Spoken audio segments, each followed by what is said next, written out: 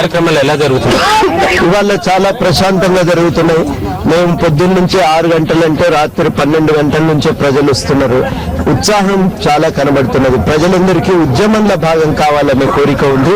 ఎక్కడ ఏ అవకాశం దొరికినా ఆ అవకాశాన్ని ఎవ్వరు కూడా వదులుకోవటానికి సిద్ధంగా లేరు. ఇది ఒక అవకాశం ఉంది.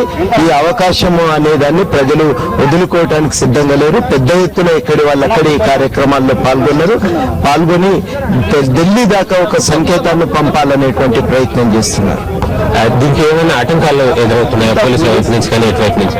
పోలీసులు అక్కడక్కడ ముఖ్య నాయకులందరినీ అరెస్ట్ చేసి ఈ ఉద్యమాన్ని నీరుగార్చాలని. పోలీసులు అంటే వాళ్లకు సొంతగా వచ్చిన నిర్ణయం కాదు, ప్రభుత్వం ఇచ్చిన సూచన. ఆ మేరకి అరెస్టులు చేసిండ్రు. అరెస్టులు చేసి అక్కడక్కడ కొంత విఘాతం కలిగించాలి అనే ప్రయత్నం చేసిండ్రు, కానీ ఆ ప్రయత్నాలు ఏవి ఫలించలేదు. అరెస్టులు జరిగినప్పటికీ కూడా యథావిధిగా కార్యక్రమాలు జరుగుతున్నాయి. ప్రజలు వస్తున్నారు, ఎక్కడి వాళ్ళు అక్కడ పట్టాల మీద కూర్చున్నారు. స్పష్టంగా తమ నిరసనని ఢిల్లీకి వినిపించడానికి ప్రయత్నం చేస్తున్నారు. మీరు ఇచ్చిన పిలుపు మేరకు ఏ రాజకీయ పార్టీలు లేదా ప్రజా సంఘాలు ఎవరెవరు వచ్చారు? అందరూ వచ్చారని మీరు అనుకుంటున్నారు? అన్ని సంఘాలు వచ్చినాయండి. అన్ని రాజకీయ పార్టీలు కూడా ఏదో ఒక స్థాయిలో పాల్గొంటున్నారు. కింది స్థాయి నాయకులు, పార్టీలకు అతీతంగా అందరూ పాల్గొంటున్నారు.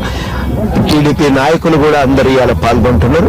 అదేవిధంగా కేవలం టీడీపీ నాయకులే కాదు, ఇతర సరే బీజేపీ, టీఆర్ఎస్ అయితే ఎట్లా ఉన్నారు, సిపిఐ నాయకులు కూడా చాలా చోట్ల చాలా పెద్ద ఎత్తున ఈ నిరసనలో పాల్గొన్నారు. కనుక ఈ నిరసన అనేది ప్రతి చోట చాలా పెద్ద ఎత్తున జరుగుతున్నాయి. ఇక్కడ ఇంద్రసేన రెడ్డి గారు ఉన్నారు, ఆయనతో కూడా అడిగి మరి వివరాలు తెలుస్తుంది. సార్ మీరు చెప్పండి, ఈరోజు కార్యక్రమాలు ఎలా జరుగుతున్నాయి, మీ యాక్టివిటీస్?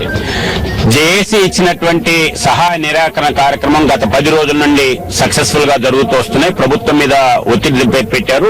మేము శాలరీస్ ఇవ్వము, జీతాలు ఇవ్వము అనేటువంటి నిర్ణయం తీసుకున్నాక జీతాలు ఇవ్వకున్నా పర్వాలేదు, ఇప్పుడు మాకు ముందు తెలంగాణ కావాలనేటువంటి జిజ్జుతోటి ఆ యొక్క అభిప్రాయంతో చేస్తున్నారు. జేఏసీ ఇచ్చినటువంటి కార్యక్రమం ఈ రోజు రైలు రోకో కార్యక్రమం కేంద్ర ప్రభుత్వం మీద ఒత్తిడి తీసుకురావడం కొరకు ఈ కార్యక్రమం చేపట్టారు. పల్లె నుండి గ్రామాల నుండి ప్రజలందరూ కూడా ఈ రోజు రోడ్డు మీదకి వచ్చి పట్టాల మీదకి వచ్చినారు. అయితే రాష్ట్ర ప్రభుత్వం ఈ యొక్క ఉద్యమాన్ని అణిచివేయటం కొరకు అక్రమ అరెస్టులు చేస్తున్నారు. అరెస్టులతోటి అణిచివేతతోటి ఈ ఉద్యమం ఆగదని చెప్పి, ఈ ఉద్యమం ఆపాలనేటువంటిది చిత్తశుద్ధి మీకు ఉన్నట్లయితే పార్లమెంట్ లో ప్రత్యేక తెలంగాణ బిల్లును ప్రవేశపెట్టి దాన్ని పాస్ చేసి ఈ రాష్ట్రాన్ని 2 రాష్ట్రాలుగా విభజించి అన్నదమ్ముల్లాగా విడిపోయి కలిసి ఉండేటువంటి ప్రయత్నం చేస్తే అప్పుడు మాత్రం ఈ ఉద్యమం ఆగుతుంది తప్ప లేకపోతే ఆగదు. భారతీయ జనతా పార్టీ ప్రత్యేక తెలంగాణ సాధించేంత వరకు పార్లమెంట్ లో బిల్లు ప్రవేశపెట్టి దాన్ని పాస్ చేసేంత వరకు కూడా ఈ ఉద్యమాన్ని ఆపదు అని చెప్పి మేము మనవి చేస్తున్నాం. Thank you very much. ఇది ఇక్కడ